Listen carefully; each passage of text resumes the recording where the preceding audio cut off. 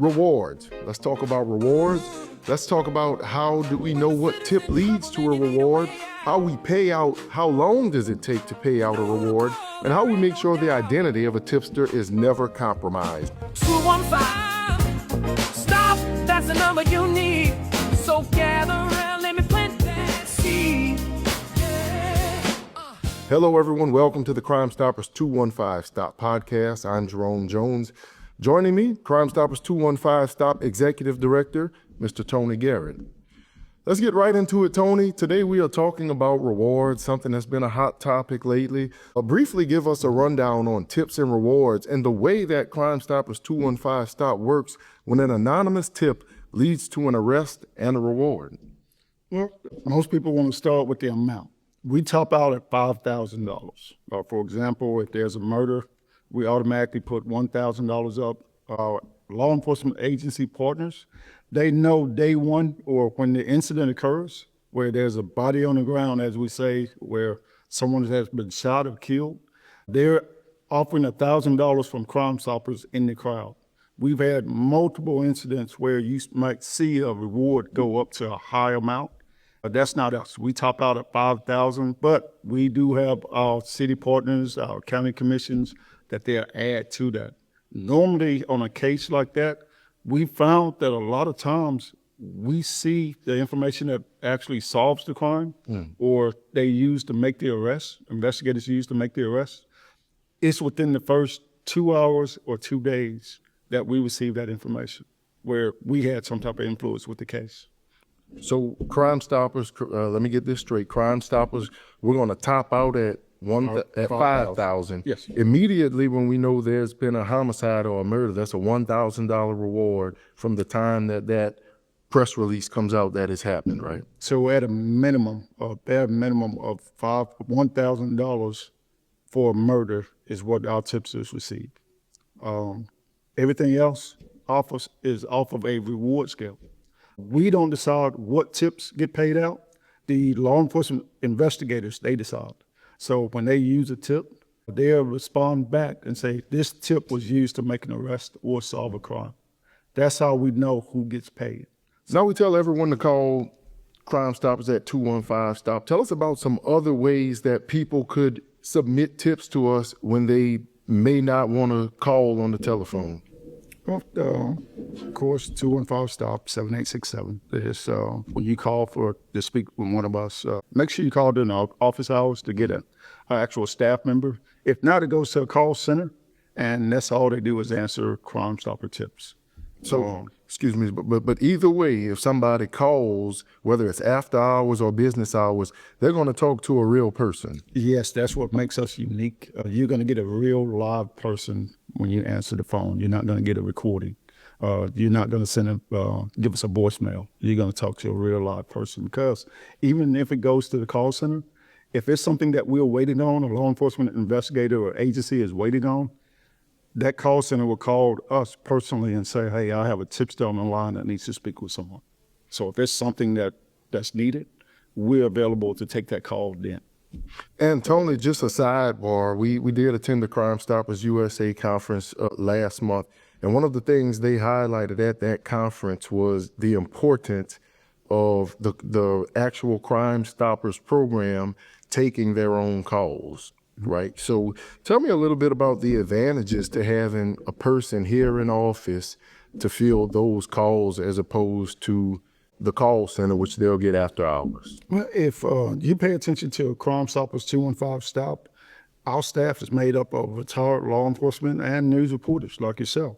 You're able to, profession, you're able to ask the questions, the follow-up questions that's needed. Same thing with law enforcement. We're able to ask those follow-up questions that's needed in an investigation. It's very important because we actually make ourselves a part of the community, no matter what county we serve, what agency we serve. Those tipsters that call us, they sometimes know us by name. It makes it more family-oriented, if you will. Text to tip is something, it's our newest feature that we rolled out. Tell us about text to tip and how that works. We're very excited about this one because we are seeing it work in real time. Since we rolled it out, it's been instrumental in solving several murders and catching several high-profile fugitives. If you would, text 215-STOP to 738-477. And that is going to connect them with our P3 Tips app, or is it going to send them back a form where they could fill out everything? It's going to connect them with the P3 Tips app, and what it's going to do is going to allow us to dialogue with you and you dialogue with us. So if investigators have a follow-up question, we can dialogue in real time if it's something of immediate urgency. Also, Tony, we have the P3 Tips app. I know we just mentioned that the text to tip will take you to the app, but that's an app that can be downloaded in any app store, right? And people could go submit anonymous tips that way. Exactly. The P3 Tips app is great because it's actually what our investigators use.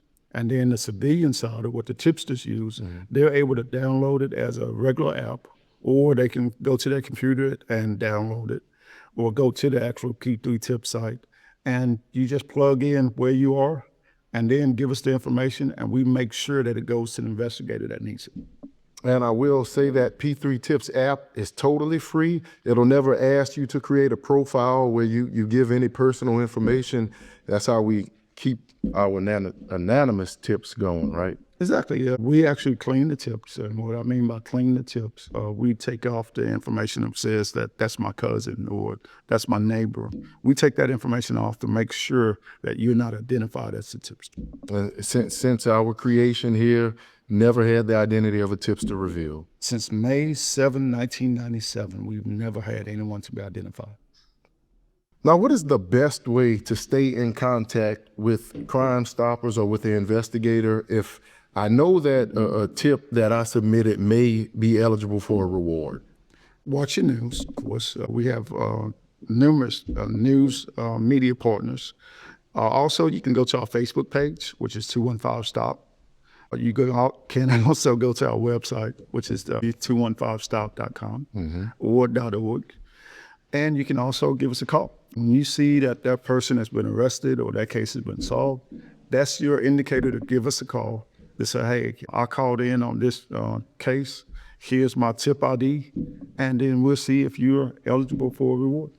And Tony mentioned tip ID. One thing about that tip ID, if you're going through the app, the P3 app or the text to tip, you submit that tip, you're going to want to make sure that you recall that tip ID and the password, correct? Tell me the reason why that tip ID and password is so important to our tipsters. Well, we don't ask you for your name. We don't ask you for a nickname. But we identify you and the information that you give us by that tip ID. So that 493, whatever number, that identifies you. So it's very, very important that you keep that number so we can make sure that we're matching the right information.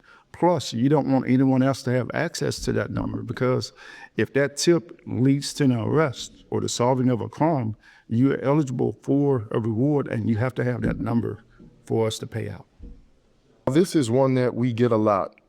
High profile crime, maybe multiple suspects, a lot of witnesses. What happens when we get multiple tips on a crime and police may have used more than one tip to identify and arrest a suspect or suspects?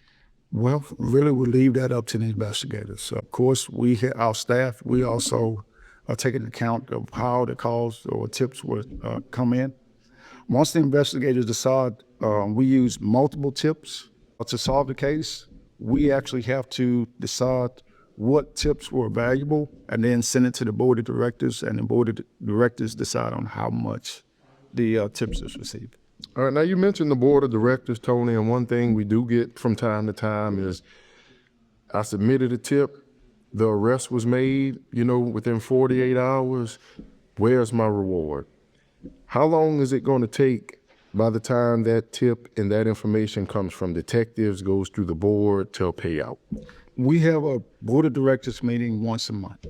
Within 30 days between that board meeting, you can receive your reward. We normally pay out.